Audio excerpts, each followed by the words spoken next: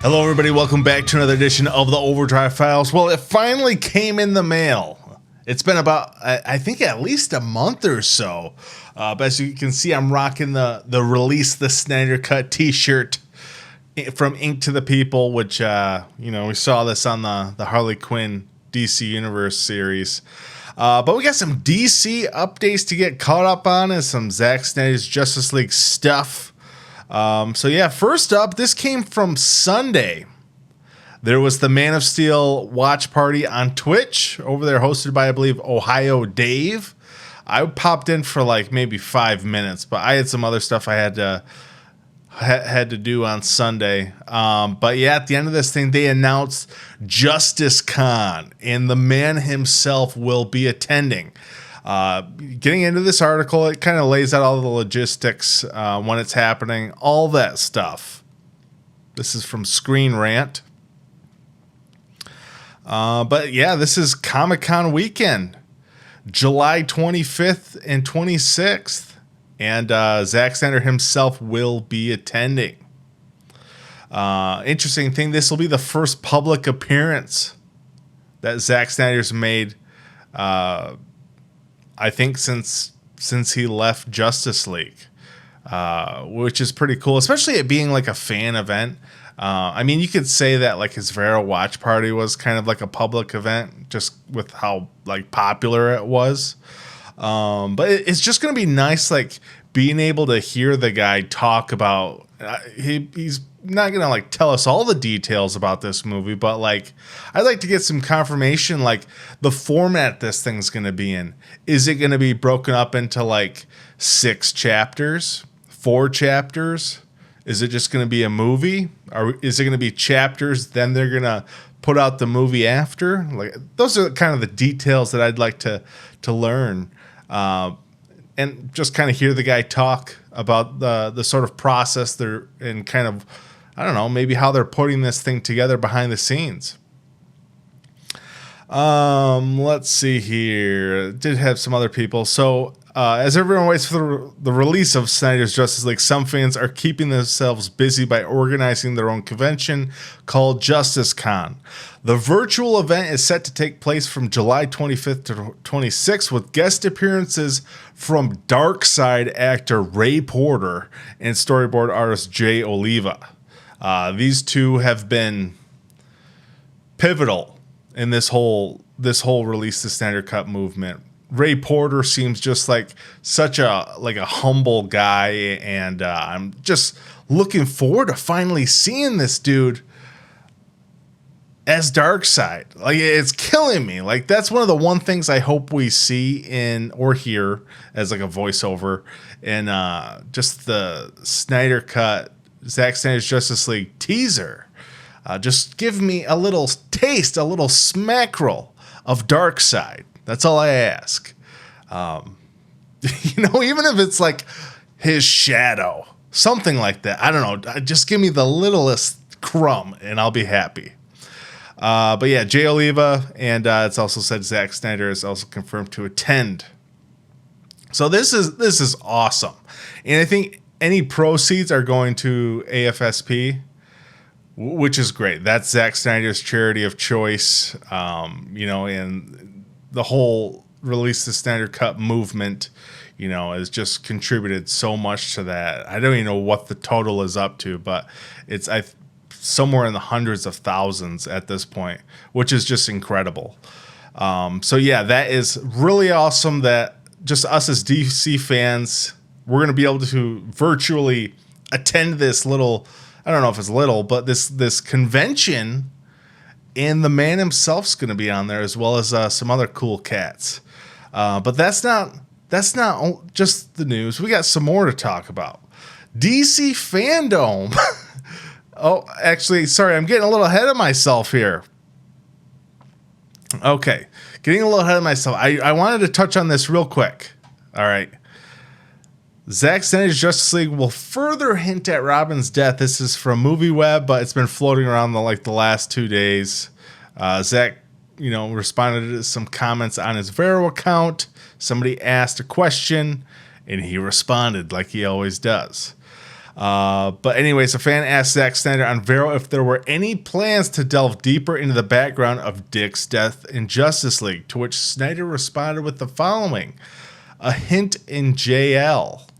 Now, I don't know how much we would learn, but I mean, obviously, like it was like a set photo, I think, or maybe a screenshot picked out of Dick Grayson's gravestone in like the Wayne Manor like cemetery, and it had his like date of birth and the day he died. It was like 1992 to 2000, which was really interesting.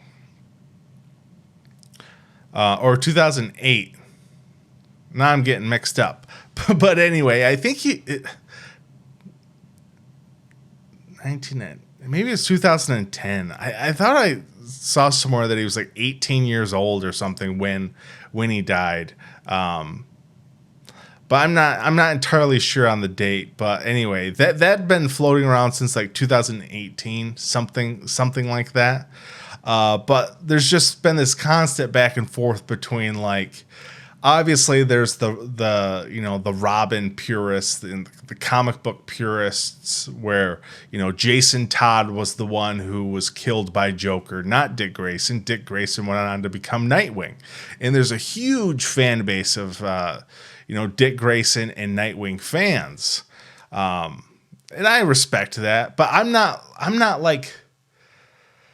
I'm completely down with a director and writer like taking creative liberties and like adapting something to kind of like fit within their story. And I don't know, I'm completely fine with it, but I'm not going to get in the middle of like people, online Twitter bickering about, it's supposed to be Jason Todd. But I don't know. That's just kind of my stance on the whole thing, but I'm looking forward to it. Hearing Bruce talk a little bit more about Dick Grayson, and I don't know, maybe he's trying to, like, it's in that moment where maybe he's trying to, I don't know, inspire like Barry Allen or something like that. And he talks like, I used to have a younger counterpart, a sidekick. Not that Bruce would say sidekick, but you know what I mean. But just looking forward to get it a little bit more fleshed out. All right, so let's move on. Finally, DC Fandome. It's official. This is from Cineblend by our man Sean O'Connell over there. DC's going to be holding their own virtual sort of con. I mean, obviously, we're getting San Diego Comic-Con at home, July 25th and 26th that weekend. But, there's all these other, like, movie studios that, especially, like, Disney. Disney's big enough to where, and they have enough properties and IP and all that they don't necessarily need Comic-Con to promote their shit. So Warner Brothers is, taking it upon themselves, and they're going to try and do the same thing, obviously not in like a convention hall, but in a virtual space. It's going to be really interesting seeing, these companies try and do something this big. I mean, there's certain websites that can't even like keep enough bandwidth to sell their pre-order sales for movies when, the pre-orders come on sale. Are they going to be able to, have hundreds of thousands or millions of people watching a live stream? I sure hope so. You better get Google on the hotline to be ready when shit goes out. But I mean, this is just awesome as like us as DC fans. This is just so much content. Obviously, we got Zack Snyder's watch parties with, Batman v Superman, Man of Steel, and now we're getting Justice Con and DC Fandome. And this is not just movies. This is pretty much every medium here. Warner Brothers today announced plans for the new DC Fandome. Kind of a weird name, right? A 24-hour global fan event that will feature virtual presentations across every DC medium: film, television, video games, comic books, and more. The event will be held on Saturday, August 22nd, beginning at 1 p.m. Eastern Standard Time. It will be accessible at the website. It's good it's on a Saturday if it's going to be 24 hours. Jesus Christ. But yeah, that's pretty awesome here. Reps for the studio tell Cinema Blend that the virtual dome will house exclusive content from the cast and creators behind such popular DC shows and movies as Aquaman, The Batman, Batwoman, Black Adam, Black Lightning, Doom Patrol, The Flash, Harley Quinn, the Snyder Cut of Justice League, Lucifer, James Gunn's The Suicide Squad. Do you really gotta call it James Gunn's The Suicide Squad? Titans, Watchmen, and Patty Jenkins' upcoming theatrical release, Wonder Woman 1984. So pretty much everything that we know is sort of coming up, aside from like Aquaman 2, which isn't really, I don't know, it hasn't really, I don't know, started production or anything like that. But, man, this is awesome. And James Gunn, you know, he came out and said he'd be there, him and the cast, which is pretty rad. Maybe they'll give us a trailer for the movie or a teaser, whatever. I mean, August 22nd, I think that's about a year away from the Suicide Squad coming out in theaters. So it's possible we might get something. Really curious to like what the tone is going to be in that movie. Is it going to be Guardians of the Galaxy Hot Topic edition? Is that what this is going to be? You know what I mean? I hope that's not the case. I think it's going to be pretty freaking violent. Like, look at James Gunn's past.